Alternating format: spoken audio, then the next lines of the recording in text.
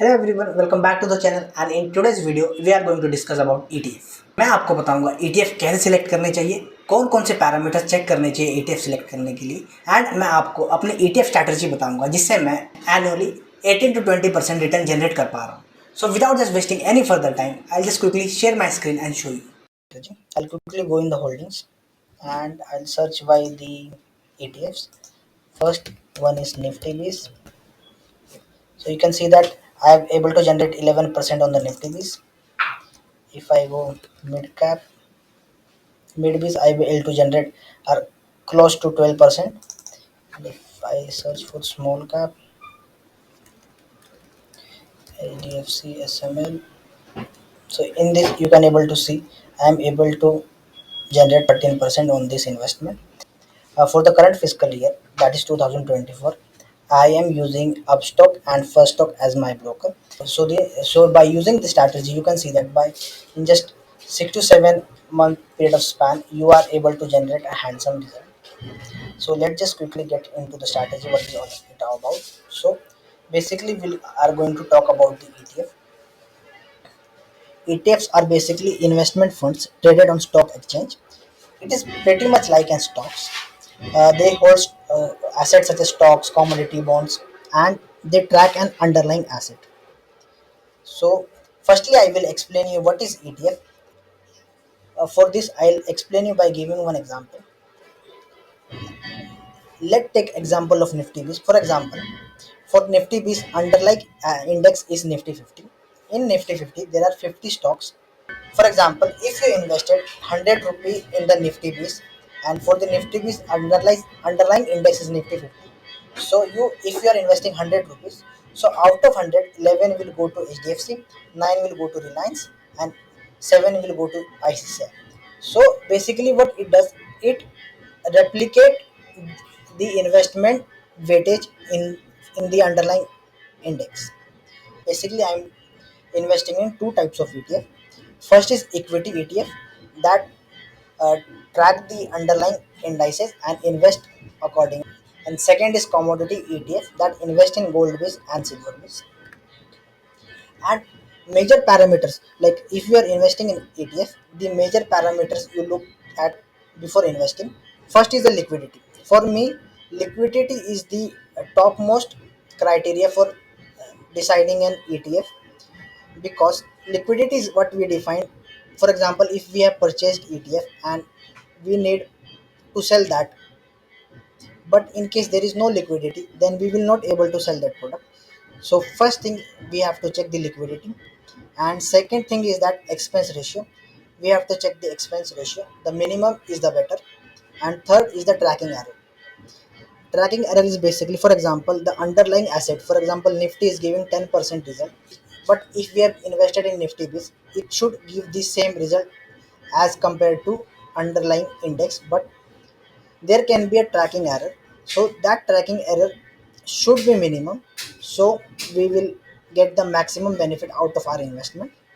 So as per my research and analysis, I have selected this 8 ETF in which I am investing.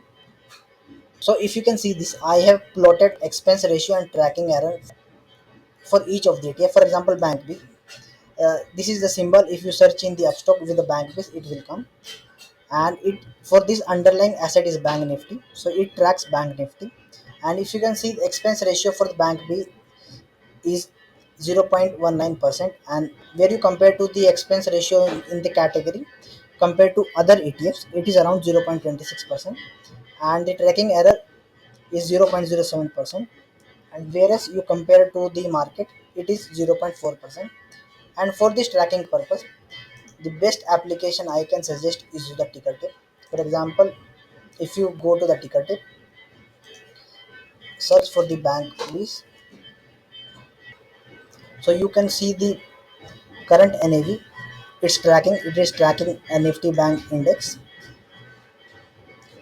And if you go inside, you can see the AUM. AUM is asset under management under this Nippon India ETF Bank base. This much amount, 6,700 crore, is an AUM. And for if you want to check the expense ratio is 0.19%, where the category is 0.26, and the tracking error is 0.07%, whereas the category it is giving 0.4%. And the beauty of this ticker tape is that if you want to compare the peers, if you go inside and click on the peers, so you can see this in this category 4 ETFs are there. And if you want to see the minimum tracking error, so you can select out of the on the basis of tracking error you can select any of these three: SBI, Kotak or ICICI. And the next expense ratio, the minimum is the better. So out of this you can select Kotak Nifty or ICICI Prudential Nifty Bank 0.5%. And also you can see the liquidity. But for me to see the AUM of the Nippon, for example, I'll show you the AUM of the Nippon is 6,000 crore, and whereas in the peers if you go,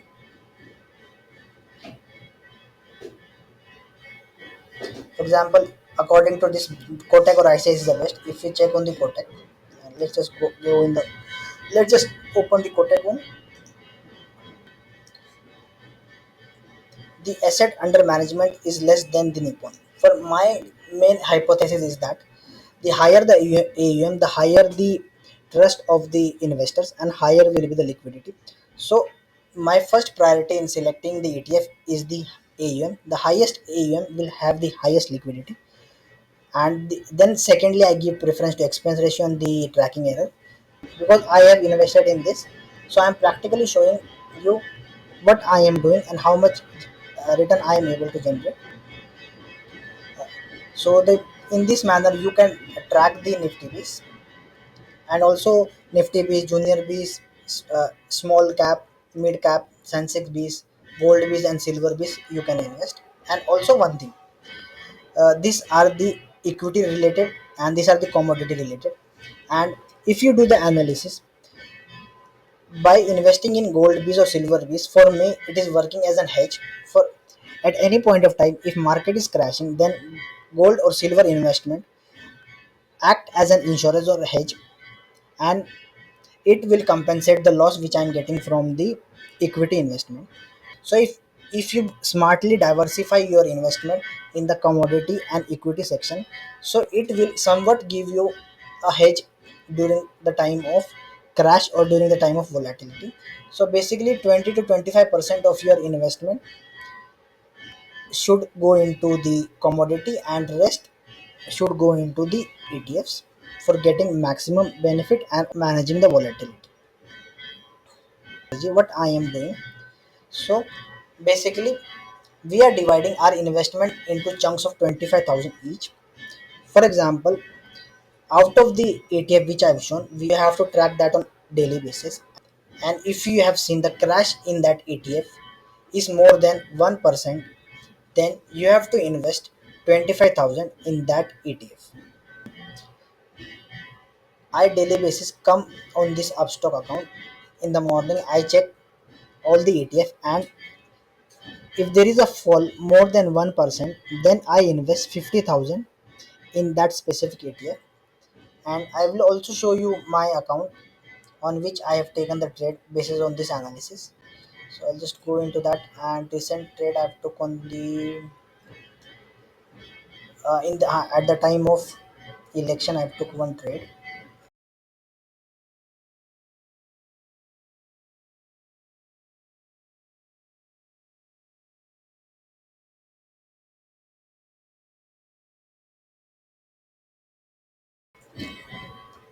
So it was July.